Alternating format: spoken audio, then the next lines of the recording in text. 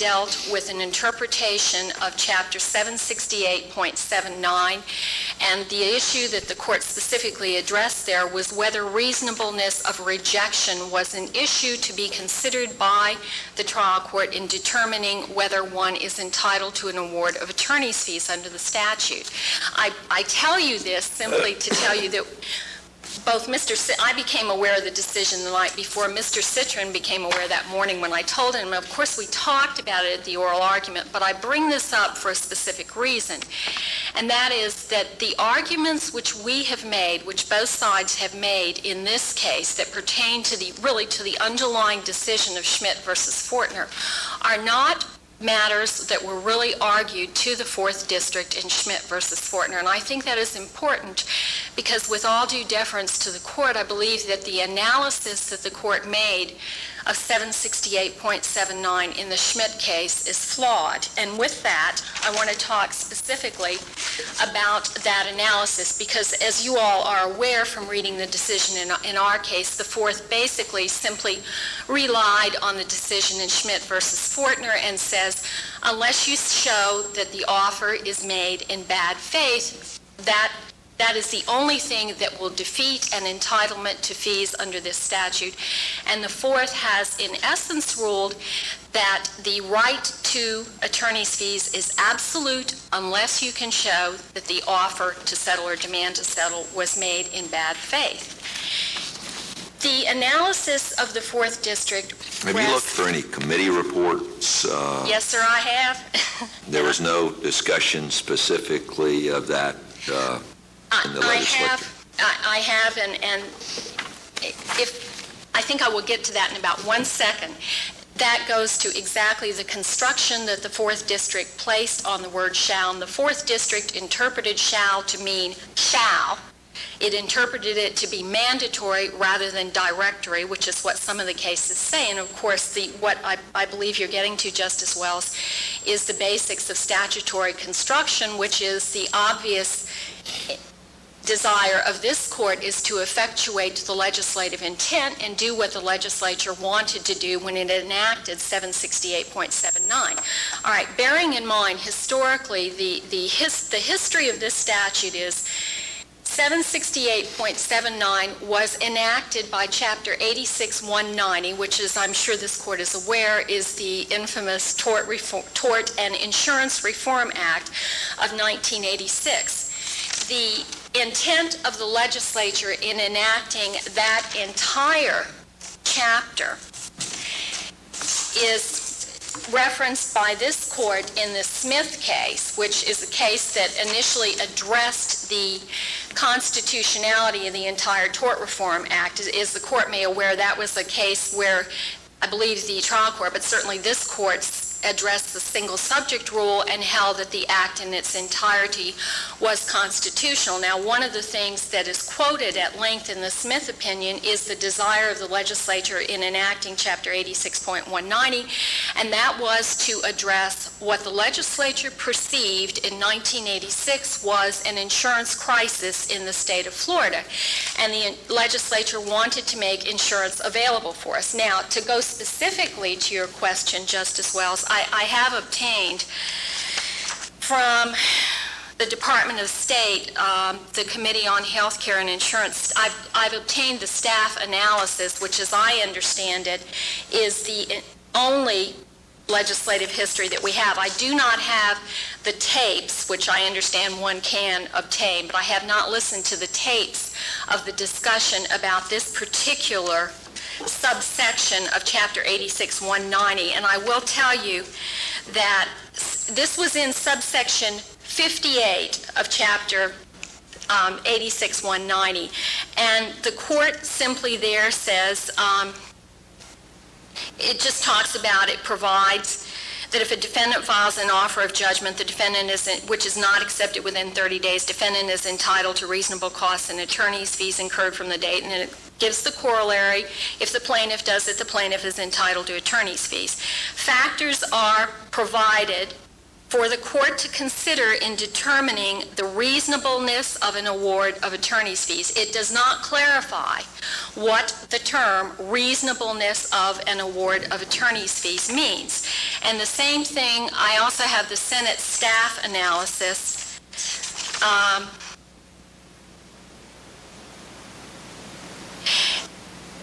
It simply points out that this statute deals with offers and demands for judgment, combines and revises provisions of the existing 45061 and 768.69 to be applicable in all civil actions. And 768.69 was the statute, as I recall, that provided for attorney's fees in medical malpractice cases. Part of the problem, I believe, in the statute as we have it is exactly what's set forth here, that the legislature combined and revised provisions of existing sections. And that is what I think leads to what I perceive to be an ambiguity at best in the statute, and that is, what does the court mean, or I'm sorry, what did the legislature mean when it talks about reasonableness of an award in what was originally the second subsection of that statute? And I want to point out to you a distinction between this Dvorak case and the Schmidt versus Fortner case. And it's well, before you get to that, isn't it, since you haven't found any clear statement by the legislative intent by the committee reports, wouldn't it be fair to say that what the legislature was up to in this provision in the Tort Reform Act was to encourage settlement and to make sure that the settlement offers on both sides were communicated to clients, and that the discipline that was built into that system was that if they didn't do it and you lost by something that was presumed to be unreasonable, that was going to result in the other side having to pay attorney's fees. Isn't that a fair reading of it? Yes and no. I think a portion of it is a fair reading. The problem is, and I think you have to consider what the ramifications are of the construction that the 4th District has placed on this statute. Now, I would submit to you that the end result of this construction is not what the legislature intended. And let's think about it. If there is, in fact, an absolute right to attorney's fees in any civil litigation, and we are not talking just about tort litigation, although this happens to be a tort case. We're talking about commercial contracts. We're talking about any civil case which is filed.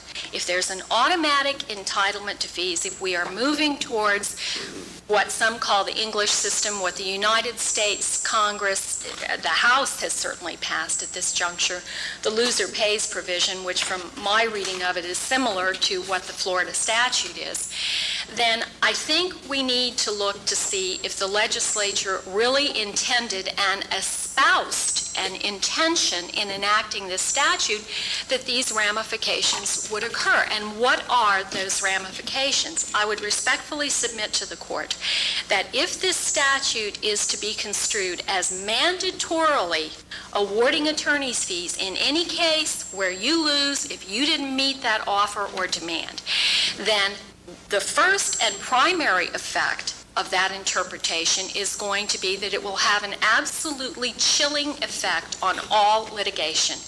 It is ultimately, particularly, and Well, now, wait a minute. Really, one of the prerequisites on this is the matter of on the offer of judgment. yes, sir.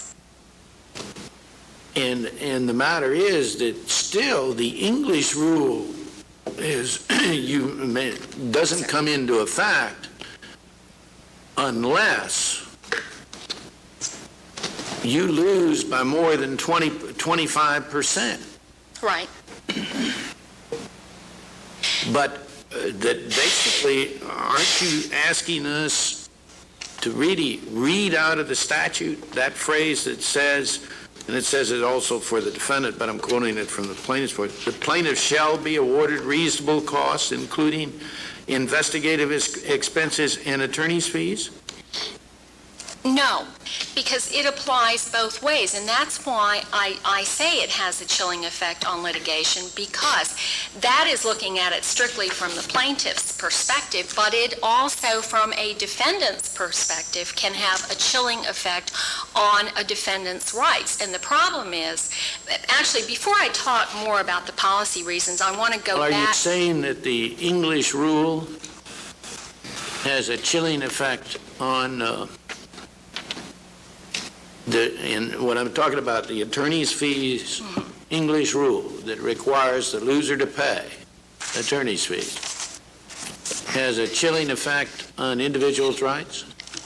I have read criticisms, and I'll quote to you from the newest issue of Litigation News, which is published by the ABA section of litigation, and this has just come out this week, but there is a column, actually the majority of the issue is devoted to the proposed loser pay rules in Congress, and one of the things that is pointed out there on the last pages that a loser pay system can create enormous and unequal economic pressure for plaintiffs to settle cases below their value. Statistics in England demonstrate that cases' settlement value decreases by almost half where a plaintiff is at risk to pay the defendant's attorney's fees. Now, my point is, and I want to come back to what I see. When you're talking about, you're talking about what rights they are, whether it's chilling or not. My point is, and we identified them in Roe on the matter, there are over 70 statutes in this state that provide for attorney's fees, which basically are English rules. Some are prevailing side, some are just one side, where you have an insurance company involved, for example. But what you're saying is, philosophically, that denies them their rights to have their matter heard in court, in whatever regard.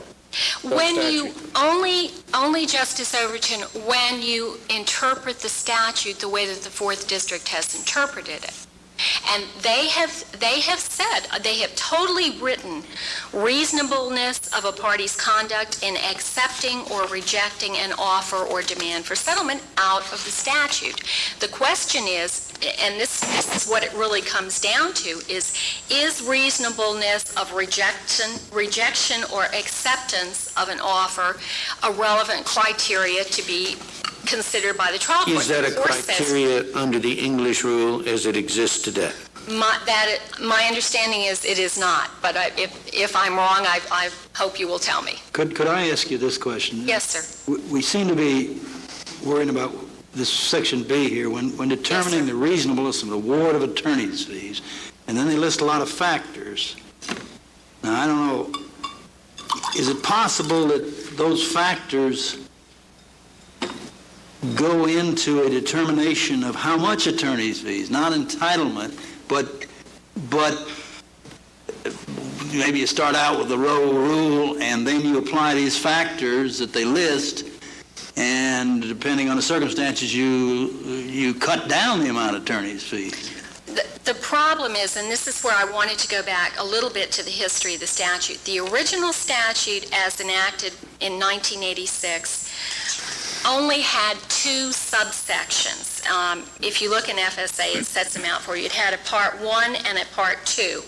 And Part 2, which had subsections A and B, which listed the factors that the court was to consider in determining an award of fees.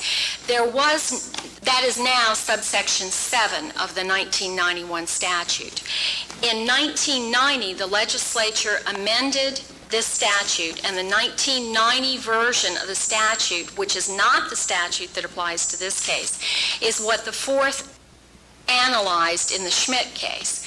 The 1990 version of this statute inserted in subsection 6, Justice Grime, a provision that If a plaintiff serves an offer which is not accepted by the defendant and the judgment obtained is at least 25% more, the plaintiff shall be awarded reasonable costs, including investigative expenses and attorney's fees, calculated in accordance with the guidelines promulgated by the Supreme Court, incurred from the date that the order was served. Then it goes on, and subsection 7, which lists the factors that you are going to, is retained in there. It's the old subsection 2. The problem is, and I think this is well pointed out by the amicus, the problem is that all of these factors that the trial court is to consider in determining reasonableness of an award of attorney's fees, at least 4 of them, have absolutely nothing to do with deciding what the amount of a fee should be. For instance, the then apparent merit or lack of merit in the claim.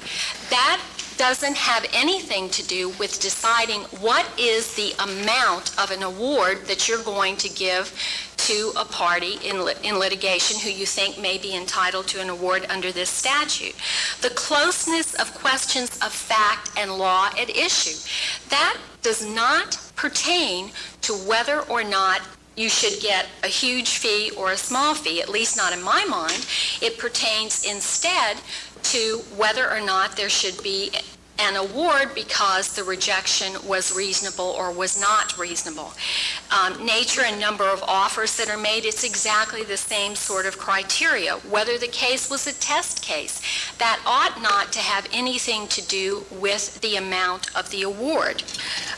The amount of additional cost and expense a person would be likely to incur if litigation is prolonged. I think that arguably pertains to both issues. But if you look at subsection 7B and the factors that are enumerated there, and you also consider the fact that the legislature in 1990 amended the statute to say that in deciding an award of fees, you're supposed to consider the relevant criteria that the Supreme Court has set forth. Well, those are obviously the criteria that are set forth in the rules governing the conduct of lawyers, which tell us what the factors are, and they're the same factors that are enumerated in Quanston and Rowe, but that goes to amount of the fee. Have I answered your question, Justice I Rhodes? understand your argument. Let me ask you one other question. Yes, sir. Are we limited, right, is the issue here clearly the interpretation of this particular statute? Are we worried about the rule? No. I didn't understand what the 4th District was talking about in this footnote about seeming to rely on the rule. No. I don't think the rule would necessarily, as it was then comprised, would arrive at the same result that they arrived at. No, because under the rule as it then existed, reasonableness was a determination to be made. And what the 4th has simply said here, as I read their opinion in this case in Schmidt, is reasonableness has nothing to do with it. So, but the rule, as far as you're concerned, we don't need to worry about the rule. We're just interpreting whether that statute allows reasonableness for rejection. Yes, sir. And I see I'm on a yellow light, which I think means I'm into my rebuttal time. Yeah, I think you are. So okay. I would like to reserve the remainder of my time for the issues on cross-appeal. Thank you. Do you agree with what she just said? We're simply here on the interpretation of this particular statute, the 1991 version of this statute. Yes, sir, taking into consideration the public policy arguments also. Oh, yeah, sure. Yes, sir. Not on the 1990 version. No, you're right, the one that was in effect as of January 1st, 1990. Yes, sir. Yeah. Actually, 1987 it was the statute because I think we pretty much agreed that would be the statute that would have been in effect at the time of our case. The 87 statute? 80, yes, because the offer I think was made in about 89. So it is the 87 version that this court is construing as opposed to the 4th in Fortner construed the 90 version. But for all intents and purposes, they are essentially the same. The only thing that the 1990 statute did was the 1990 statute took the Rule 1.442 procedures that this court had adopted and changed them somewhat and said, okay, we are now putting some of the procedures into the 1990 version. And by the way, my name is Dan Citron, and I was the attorney for Marie Dvorak in the trial court below.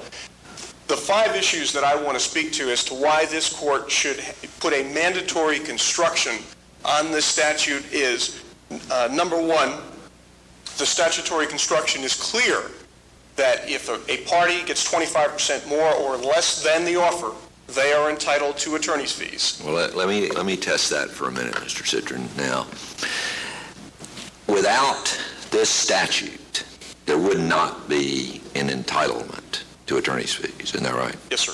Okay. That's correct. And so why isn't it a proper construction here to merely say that where it says that if the plaintiff files a demand and gets 25%, that creates the fact that there is an amount more than 25%. That is merely the creation of the right to the attorney's fee. And then we look and see there in the paragraph B that the court can determine reasonableness of an award, attorney's fees. And what I particularly want you to speak to is the fact that this shall be entitled language is different than 627.428, which says shall a judge, which is mandatory language, 57.105, which says shall award, and 768.495, which is punitive damages in malpractice cases, is shall award. 624.155 is bad faith, insurers shall be liable, and in 627.6698, which is another bad faith provision, that's also shall award.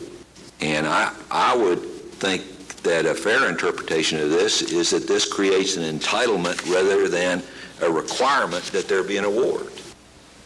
Because the entitlement, as Judge Farmer explains in his scholarly opinion interpreting the wording of the statute in Schmidt versus Portman, the entitlement is established here. As Judge Farmer explains, and using his words, he speaks better than I do, the word shall be entitled in subsection 1 quoted above cannot possibly have any other meaning other than to create a right to attorney's fee. So what he's saying is that number 1 gives you the right. Section 2A taketh away. Section 2A is the good faith requirement. You're number 1 entitled. Number 2, under 2A, your entitlement can be taken away if the offer was not made in good faith. And the last section, when determining the reasonableness of an award of attorney's fees, and I would like to point to a decision... Well, I think where I'm having trouble is with the distinction between the creation of a right and the creation of a basis upon which a court could make a determination that attorney's fees could be awarded. Can you speak specifically to that? Because I read these other statutes that the legislature mandated specifically that there was mandated an award, like in 428, which says shall be awarded. Here's what this Section B does. What Section B does is it does what I'm calling a reverse multiplier. Section B then says, if look at these factors here, court, look at these 6 factors. You got the entitlement, there was no bad faith, now you're entitled to fees. Look at these 6 factors here, and let's see if we can apply a divider.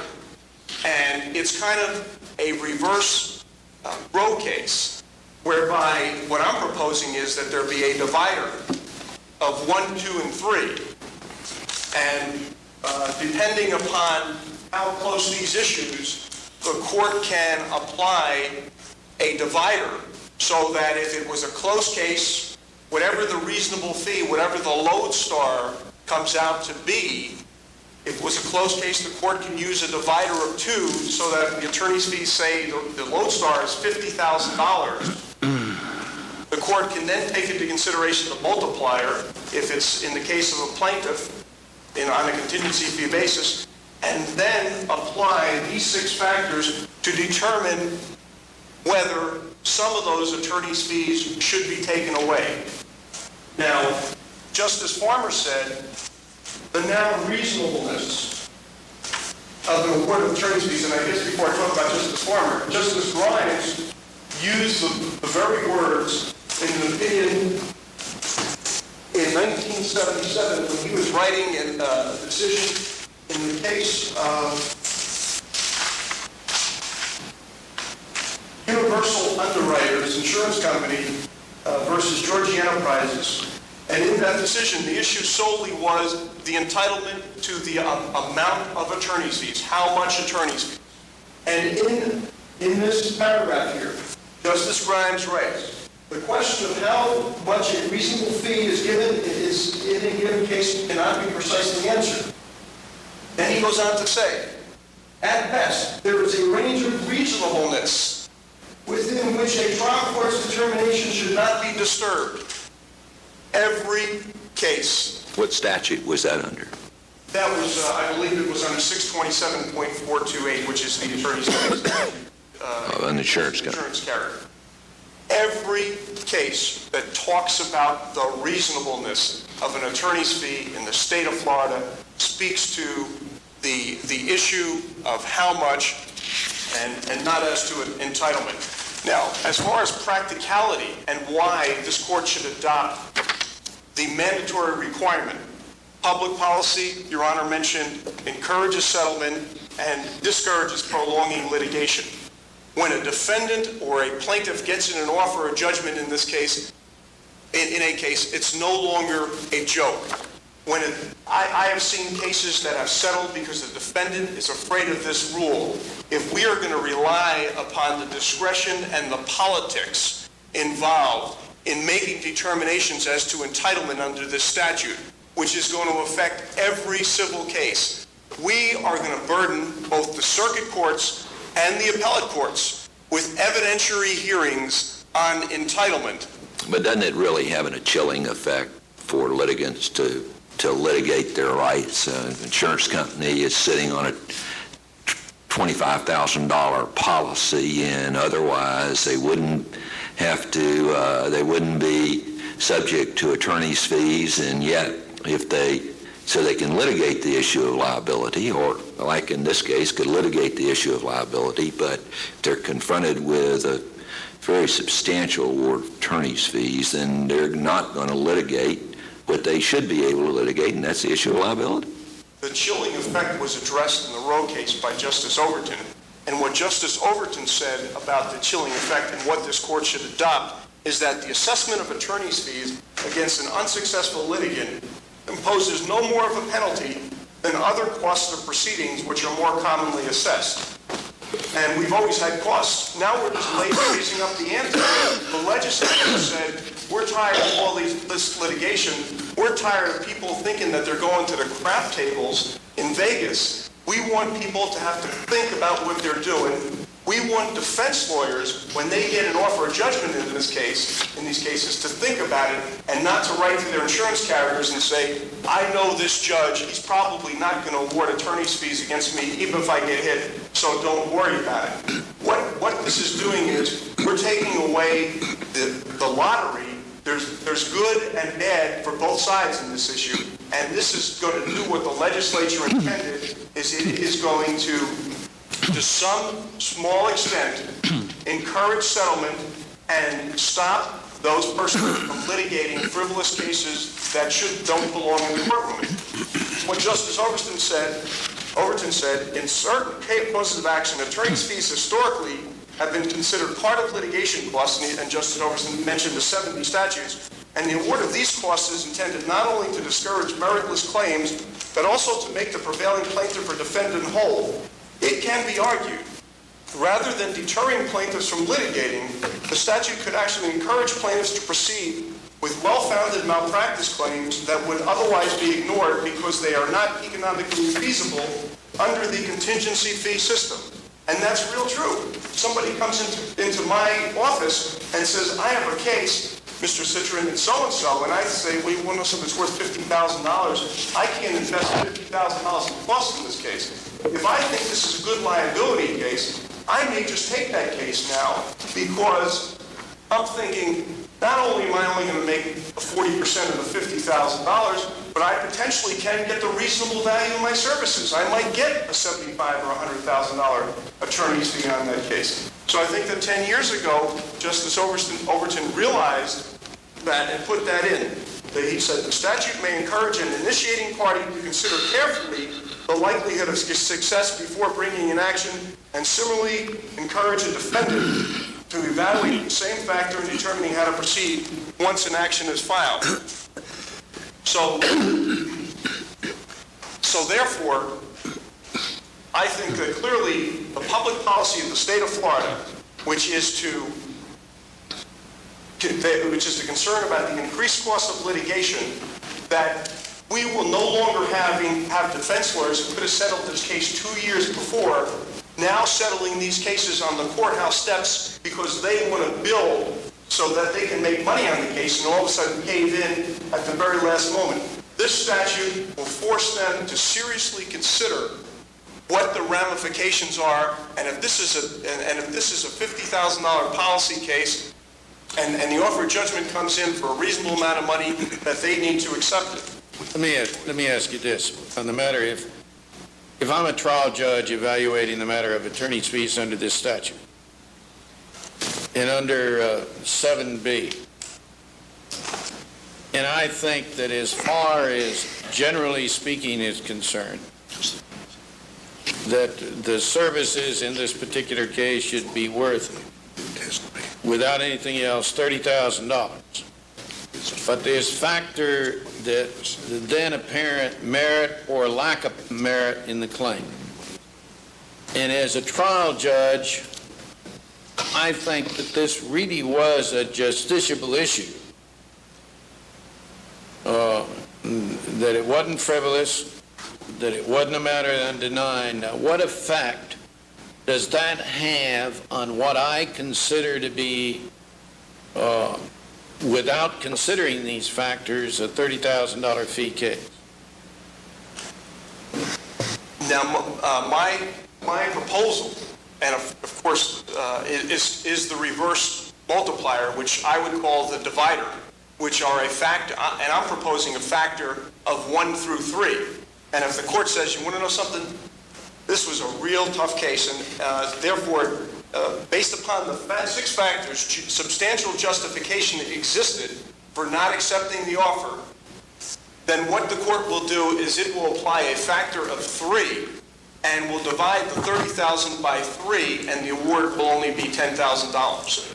Because, and also the fact... Would that also apply as to the closeness of the questions of law and fact, which would be interrelated to it? Item 3. In other words, it's a close question it's a close question both on the matter of fact and on the matter of law.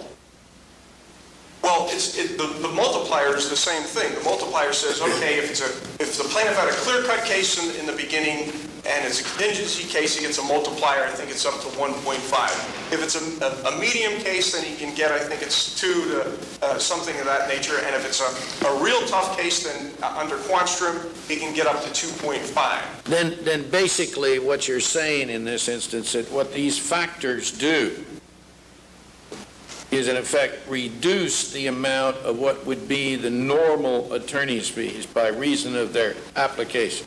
They can reduce the amount, and the court does not have to have a hearing on entitlement. The court only has to have a hearing on the reasonableness of attorney's fees. And if under your scenario, the court says, well, $30,000 is the lodestar, that's the reasonable fee, but Mr. Jones, you should have settled this case. And this was clearly apparent from the outset. It wasn't a close case, and, you were making ridiculous offers of judgment for $1, and the plaintiff made a reasonable offer of judgment for $25,000 to settle this case, and it was clearly meritorious, and there was nothing about a test case here, and there was nothing about far-reaching importance, and you didn't reasonably, and you didn't cooperate under subsection 4, and you didn't furnish him information. So what I'm doing is I'm applying a factor of 1, and you're getting hit with the full $30,000 in attorney's fees. Your Honor, I didn't have a chance to address my issue on 45.061. Is there any way that I could get into that? You still got time. Well, you got time. You have additional time. Okay. So Judge Farmer's opinion wraps it up. The Bridges case, which is the only case that in any way conflicts with this decision, looks to be almost dicta. Every other court, every other judge, including Judge Anstead, who sat on this case in the trial court below, construed this statute to mean a mandatory entitlement. Every other DCA has came out the exact same way, and what happened was the third DCA in dicta, in the second issue, they said, okay, the offer wasn't made in good faith, number one. But then they said, and they intermingled the words good faith and attorney's fees, and reasonableness down here in their opinion, if you take a look at it. One other thing that Judge Farmer's opinion does not point out that I think is crucial to statutory interpretation. Shall be entitled to recover reasonable attorney's fees and court costs in one. Now, however, if it's not in good faith, the court may disallow an award of attorney's costs and attorney's fees. Now, this is the clincher. B, when determining the reasonableness of an award of attorney's fees, where did costs go? Where did costs go? And the answer is that clearly these factors determine entitlement, and this factor determines only the amount of attorney's fees, because if the legislature intended that this court, or that the courts determine entitlement under this section, they would have put in the words award of attorney's fees and court costs. And so it occurred in a 1990 amendment that they also did not do it, but more importantly, this court adopted Rule 1.442 on the offer of judgment, and in 1.442, in subsection H1, it was not a mandatory sanction at that time. The rule said may impose sanctions. Well, when the legislature in 1990 adopted those rules from Rule 1.442, which resulted in this court in Timmons then saying, okay, we're abolishing 1.442 because we don't need it anymore, because now we've got, the legislature took in our rules in the 1990 amendment. The court changed, the legislature changed the wording, and it no longer said that, it said the court shall determine the following. So it went from a may interpretation, which the rule had, to a mandatory interpretation under the 1990 amendment. Shall means shall when it's a penalty. This is a penalty set forth by the legislature, and it should be mandatorily enforced. Do I have any time for 45? Yeah, you got it until the red light comes on. Okay, thank you. How does, whether it's a test case or not, have anything to do with entitlement? How does what, sir? Whether it's a test case or not, what does that have to do with not entitlement, but the amount of fees? If for example... That's one of the factors, one of the 6 factors, and opposing counsel made that observation, and how do you respond to that? If it's a... Let's say it was a close case, but it was a test case. I think the court recently had that thermogram case a couple, 3 years ago, where there was a substantial attorney's fee awarded. The fact that it's a test case would for the plaintiff, I believe, enhance and increase the amount of the attorney's fee that the plaintiff was entitled to. It could work either way, actually. Why? What relationship do they bear to one another? That's what I'm asking. Well, in other words, it could work either way. It could also work in the defense's favor. The defense could come in and say, and they tried to do it in this case below, they could come in and say, well, okay, we lost and you're entitled to fees, but it was a test case, so therefore we shouldn't have to pay that much of a fee. And the court can say, this was a case of first impression. Defendants had no idea that these issues were coming at them, and therefore the court should award a lesser fee under those divider factors that I've mentioned. Okay. Thank you. Your time is up, and I think you've answered mine. Will I have a chance on Chapter 45 at all? No, I think you've used it up now. Okay. But if it's in your brief, well, we consider the briefs, and that'd be fine. I want to follow up briefly on a question that Justice Overton asked, and that was, what effect would lack of justiciable issue have on the case? And I think that question well illustrates exactly the flaw in the force interpretation. If you carry that question to its logical conclusion, if the statute is only concerned with reasonableness of, and you have to insert the word, the amount of an award, then theoretically, following up on that, you could reduce the award to zero. And I think this brings us back full circle to the point again that when the legislature said in determining reasonableness of an award, and they don't say, and this is what the problem is, they don't say, are we talking about reasonableness of granting an award of fees or reasonableness of an amount of fees?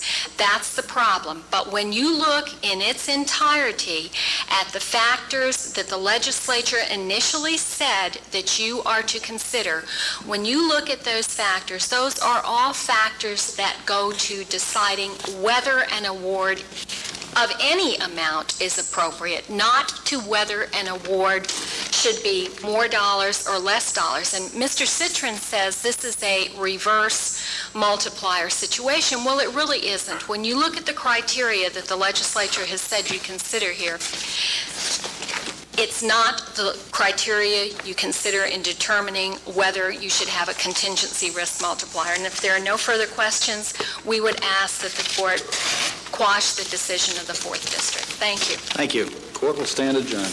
Please rise.